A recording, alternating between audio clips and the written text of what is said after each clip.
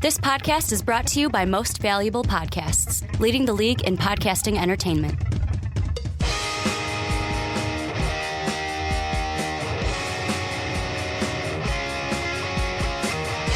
Hello, football fans, and welcome to the Onside Kick. My name is Ricky Widmer, and as always, I'm joined by the Mark Weber. Dub them ease. And you can kind of see, if you're on the YouTube page, however, you can see SoundCloud, it sounds normal, but on the YouTube page, you can kind of see us, or hopefully you can see us. If you don't see us right now, something went terribly wrong, and it didn't work. Basically, what we're doing is we're trying to have a cam right up there so you guys can see us recording the podcast, so you don't have to look at our beautiful logo for the entire podcast. But if you're looking at the logo right now, if you want to look at it, if you want to still look at the logo, feel free to pull it up. Yeah, and it's a great image. Just minimize the podcast. You can still do that if you would like to do that.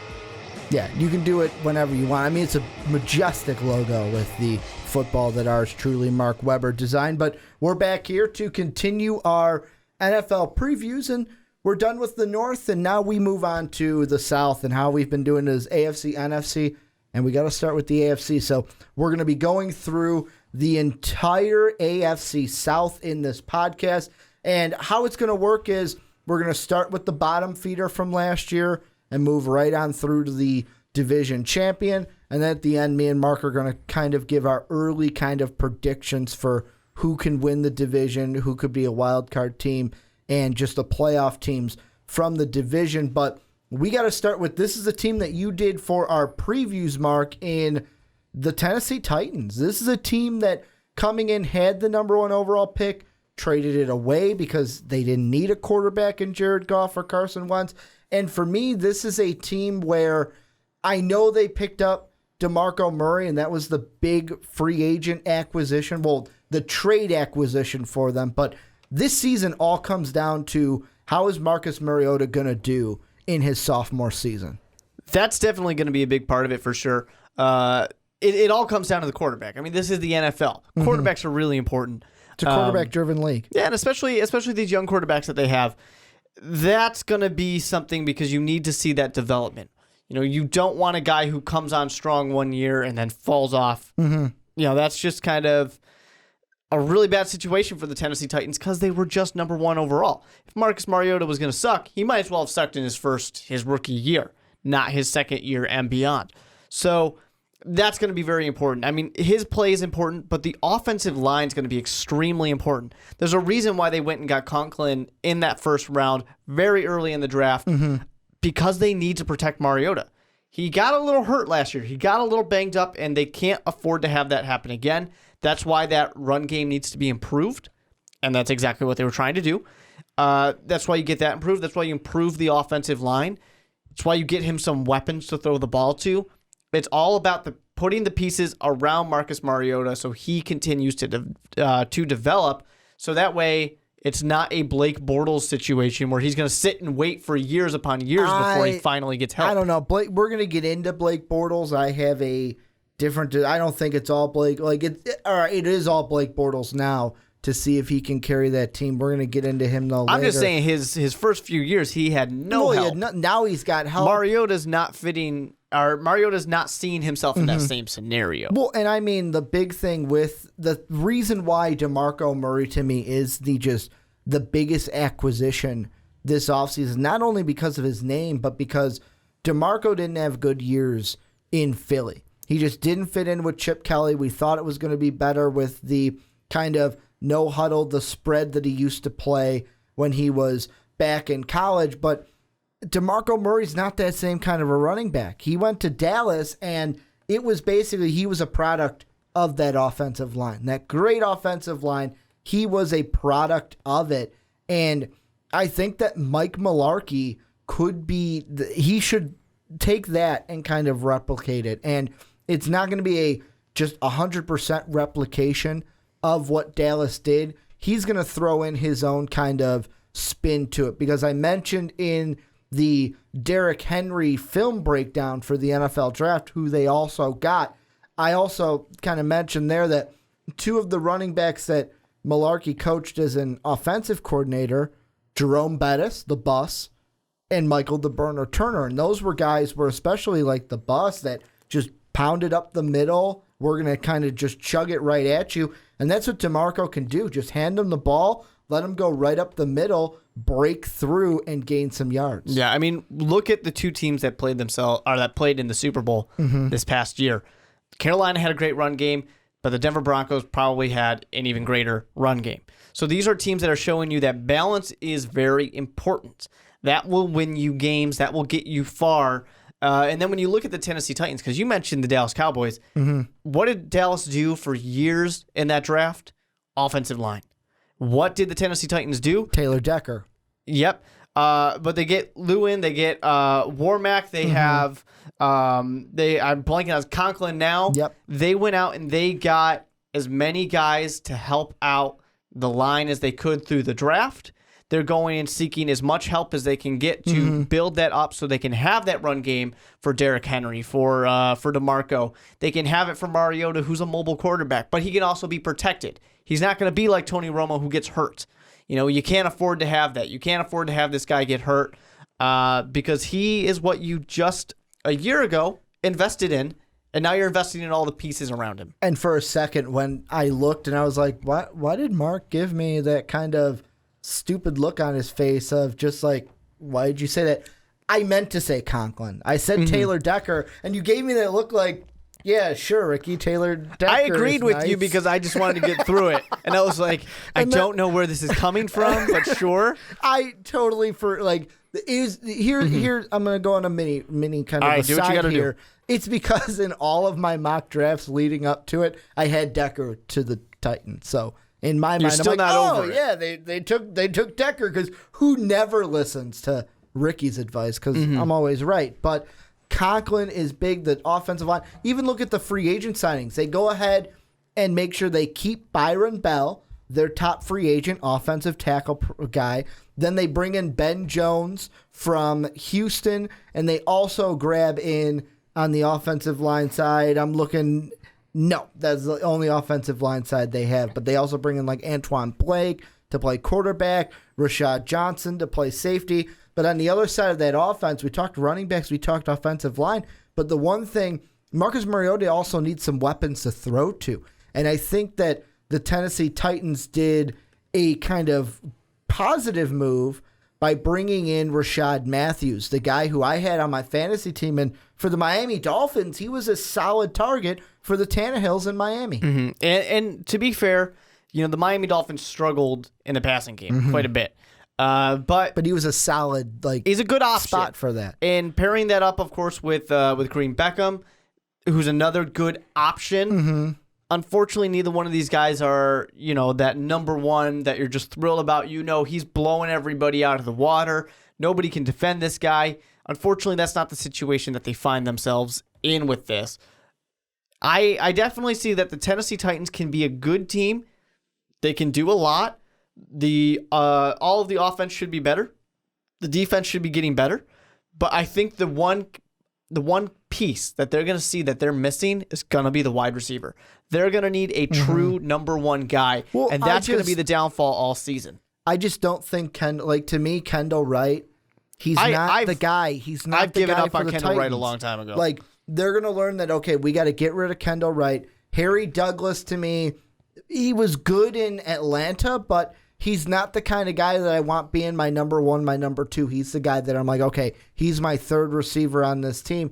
They really need Dorial Green-Beckham to step up. They need Rashard Matthews to step up. As of right now, I'm looking at ourlads.com, and for some reason they have Rashard Matthews as the backup slot receiver. They have Douglas Wright and then Tahay Sharp, the wide receiver out of UMass that they just drafted, starting in that slot position. And to me, that kind of throws a little strange. Like, why would you have fifth round pick coming right in and starting? I think that Rashard Matthews is going to play a big role, and these wide receivers, it's still going to be a let's lean on Delaney Walker kind of a season for the receivers because he's going to have to be the option. Of course, you know, DeMarco Murray takes a lot of pressure off these guys. It makes it a lot easier when you can do a play action, when you can, you know, make a team scared of your run game. Unfortunately, I don't think it's enough to catapult the Tennessee Titans. We're not sitting here going from worst to first in this division. That's just not the situation the Tennessee Titans find themselves in. Of course, unfortunately for all the teams in this division, the schedule isn't that easy. It's not terribly hard, but it's not that easy either. So a team like the Tennessee Titans, they're going to struggle a little bit more with some of these teams they're going to face because they're facing some really good defenses as well this year. And I'm going to say this from our Minnesota Viking video that we did where can the Vikings win Super Bowl Lee? I kind of talked about, because I'm a Vikings fan if you guys are new to the channel, and the one thing we kind of talked about was I was like, oh, we play the Titans, that's an easy win. And someone commented, oh, in the last X amount of seasons, the Titans have never lost an opener. I mean, you remember last year when the Mariota-Winston Bowl, Mariota kind of gave a FU to Jameis Winston, and then it was Winston the whole rest of the season. But I think they lose that opening game. I'm sorry, Titan fans. Hey, you know what I always say about patterns, Ricky, and streaks? They're meant to be broken. They end. Yeah. They just end. And I mean, the Detroit game in week 2, that's a winnable game, but then you flip it around and you've got Oakland and Houston, which I'm high on Oakland this year. Houston's probably going to be the division winner. I'm not quite sure, but the Colts could take it, but and then you've got tough. Yeah, Miami and Cleveland. Miami will be a tough game. Cleveland probably a win, but then you've got Indy and Jacksonville, where Indy's going to be up there with Houston, and Jacksonville's improved. Then you go Chargers, Green Bay. You've got the Colts again. You've got the Bears, who I know people are saying we're too high on the Bears. Maybe it's because we're here in Chicago, but this schedule for the Titans ain't easy. No, and when you're looking at the Chicago Bears, they are a team, the weakness on that Bears defense is going back. It's going to be the safeties. It's going to be the corners. It's not going to be the front seven. Front seven's where that team is strong. Oh, the linebackers a team like this, and defensive line are they're going to take down, they're going to be able to stop a guy like DeMarco Murray, Derrick Henry, where if there's nobody to throw the ball to, you're playing right into the strength of a team that's just kind of average, making them look a lot better. And I'm going to be honest, I'm glad I do not have to give the prediction for the Titans this year, because that will be on you because you did the video. But I would not be surprised if week 7 to week 17, all losses.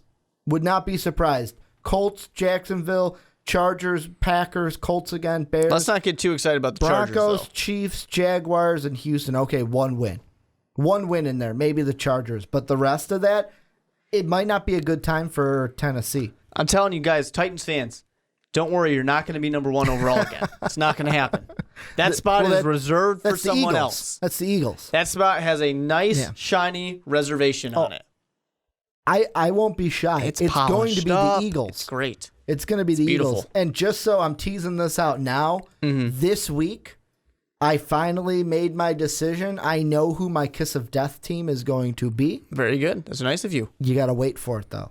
I know who the Kiss of Death is going to be. I just don't know who they're going to play in the Super Bowl yet. Okay. So I'm on one side of it, and the other side, I'm still unsure. But is there anything about the, before we move on into Jacksonville, is there anything with the Titans that we missed? I mean, I'm sure there's more things we could talk about with the Titans, but I want to get to some of these other teams as well. We did do our previews, so you can go check those out, the individual team previews. But we're going to be doing more of them, of course, in August. The actual predictions, where we go game by game and give you wins and losses. But let's move on to the Jacksonville Jaguars, the team that I did the preview for this week, only because I would have loved to keep my streak alive in doing division champions. However, Sean wanted to do the Texans because he likes Will Fuller, and I really like the Jacksonville Jaguars. I think this is going to be not only the most improved team in the AFC, but the most improved team in the AFC South. I should have said that backwards, because obviously if you're the most improved team in the AFC, you're going to be the most improved team in your division. But you'd think, yeah. This is a team that, hit the absolute home run of the offseason. Like, their free agency, their draft class, they're probably the best offseason for any team. They go ahead and bring in, you've got Malik Jackson coming in, going to play on the defensive line. Chris Ivory, where, some of you guys may be saying, but Ricky, he wasn't that good and he only played great in 8 games. He doesn't need to be the starter. He just needs to be a solid guy behind TJ Yeldon, and then you get Prince Amakamura. And I know what you're saying, but Ricky, what Prince Amakamura are we going to get? I'm still excited for this. It's going to just strengthen that secondary. I know Ramsey got hurt, but you still have Ramsey. You get Miles Jack is going to be a absolute stud when he goes ahead and hits the football field. Yeah. And then, I mean, Sheldon Day, this is a guy, a fourth rounder that I was excited about. No, don't forget Kelvin Beachum on that offensive line. But to me, this team, this season for Jacksonville, I kind of compared it in my preview to Teddy Bridgewater, where, okay, Blake Bortles, you got to show me if you can be the star of this team. It's all on you. Mm-hmm. Because to me, this is going to be the season where it's like, okay, we put it on Bortles. Is he going to be the guy of the future, or do we have to think about drafting a quarterback next season or the year after? I don't think next season is really where they're going to look. I think More he's got a little the bit. year after, but or 2 years. You know, they're starting to give him more to work with. They're starting to realize Allen that Robinson, Allen Hurns. you can't just rely on your quarterback to make things happen. Not everybody can be Aaron Rodgers. Or Tom Brady. Or the retired Peyton Manning, who's looking forward to watching football now. Man, Peyton Manning even did it with a noodle arm. Yeah, exactly. So, you got to give a guy something else to help out. Mm-hmm. This is definitely the right start for the Jacksonville Jaguars. They're on the right direction. I think they're on an uptick, but I don't want people to get as excited as Ricky is letting them get right now. It's going to be a tougher division. Well, here's the way I see it. This is a team that, because of their schedule, could be a 8-8 at best team, but will probably be 6-10 because I say 2 or 3 of those games are going to be 3 or 7 point loss, like Toss-ups. 1 score losses, where it's like, man, if we would have had that one, we would have been 8-8. This team definitely has everything they need to build in the future. But the unfortunate thing for this situation here, and a lot of it depends on what we were just talking about. How is Mariota going to play? But Blake Bortles is not going to be a bad quarterback. He's not going to do well, but he can find himself as the worst quarterback in this division. You got Andrew Luck you're competing with. Brock Osweiler, who just showed that he was actually pretty good. We got to see what he can do when he's not on the best team in the NFL. True. And then, of course, we got Mariota, who's a physical freak. He can do it all on his own. Boy, Assuming there's no sophomore He's Super slump. Mariota. Yeah, if there's no sophomore slump, then Bortles is looking at probably being the worst quarterback in the league, or not league, but division. Last in the lead? Is that what you're going to say? No, I was going to say, I almost said last in the league. Ooh. But no. Not quite. RG3 will be worse. Don't worry. Man. Cleveland will be worse. The Browns aren't going to break any LeBron curses. won a championship. Cleveland, the curse has been broken. So now LeBron, everyone's talking about him maybe leaving Cleveland. No, he's going to stay in Cleveland. He's just going to play for the Browns. He's going to be quarterback. Play some tight end, baby. No, he's playing quarterback. Oh, he's going to play quarterback? Forget it. I'm the quarterback now, guys. I don't think you're built He's for the this. quarterback I'm quarterback. and the coach, and he's going to tell that front office what trades He's going to play middle linebacker, too. He's going to do it all. He's going to play two ways? Yep. They just going to call him 2 ways James? 2 ways James. I think it's funny to say that, of course, Jalen Ramsey failed to buy number 23, the jersey he wanted, stuck with number 20. Because he didn't like 38. This reminds me of when you were in Little League. And you got to pick the numbers? No. I didn't get to pick no numbers. It was based on how big you were. Number 1 was the smallest jersey. Number 14 or whatever was the biggest jersey. I was looking for 12, and I fit into that jersey no matter what. Because it was a bigger jersey probably. That's the way they go. I found 12, and even if it was like one size too low, I fucking took it because that was my number. That You're was wearing the number like a I mini was going to shirt. play. You got it all tight on yourself. There was one year the jersey was a little bit tighter just because I wanted 12. 12 was my number, man. And this was before Tom Brady, so I don't want any comments about Ricky just likes Tom Brady. He technically stole my number because he came into the league after that. But I want to read a comment with the Jacksonville Jaguars. This is from Kyle. Shout out to you. Kyle's a Titans fan, so we got to put that little grain of salt on there. But he's talking about the Jacksonville Jaguars, and he said, and I quote, "I want to see what they do when they start the year at 1-5 and then looking to come to Nashville to play a team they are supposedly better than. If my Titans win, they would go 1-6. That do they fire Bradley mid-season?" and that's the point I want to make. Let's say they go 1-6. Is Jacksonville going to be a team that if they do bad enough, Gus Bradley's fired mid-season and they're looking for a new head coach? I know that this just took a 180 of I'm getting you all excited about the season, and then I'm talking about firing your head coach if you go 1-6. Well, you got to look at it. They're playing the Packers. They're going to play the Ravens, which are going to be a better team. Colts are really good. Mm-hmm. The Bears are an improved team. The Raiders are underrated at the moment. The Chargers are the only team in that stretch that are easier. Who's the win that Kyle is talking about? The Chargers I'm assuming or the he's Ravens? giving them the Chargers. Maybe the Ravens. He might be giving them the Ravens, but They've I got think the Ravens are going to be Mark better. Trustman They still. do. It's really difficult to have that and second year he's involved with the team. This is when it starts to get really bad. So I'd say that win is over the Ravens. All right, we'll give it to the home. Ravens. Yeah, because it'll be tough to go at San Diego. I would assume, but even though you guys, if you are a longtime fan of Most Valuable Podcast, you know that I am very high always on the Chargers. I'm pulling it back this year. I'm not going to be as excited about the Chargers. We'll get into that when we get into the AFC West. I just don't want my hopes crushed. I don't. We'll find out in 2 weeks. It's like when you just guys. got out of a serious relationship and you got to go into the next one. You got to go slow. That's what we're doing this year. We're taking it slow, me and the Chargers. You know, we're just gonna take it back a notch. We're gonna take things a little bit slower. Exactly. So if they are a 1-6 team, or 1-5 team, whatever it might be. Well, 1-6, because then you got the Chiefs and the Texans coming up next. I think you kind of have to, right? I have to fire because it's Gus. not going to get any better. You know, you're going to play the Texans, the Lions, the Bills, I don't know. But the Broncos, the Vikings, the Texans again. Your divisional games against the Titans and the Colts. It doesn't get any better. It really doesn't. So if you start off just dragging your feet into this NFL season, some change has to happen. Something has to go, and it's not going to be your quarterback. Blake Bortles showed that he's going to be possibly something good in the future. You got to do something. You know, you might look around and say, all right, what is anything we can get rid of? Is it GM? It's going to be easier to get rid of the coach. Is it an offensive coordinator because our offense is not getting it done? You know, they were a terrible, terrible team running the ball last year. And they gave up a shit ton of points. This was not a good team on either side of the ball last year. Passing was actually fine. I don't want to take that away from them. They were good passing.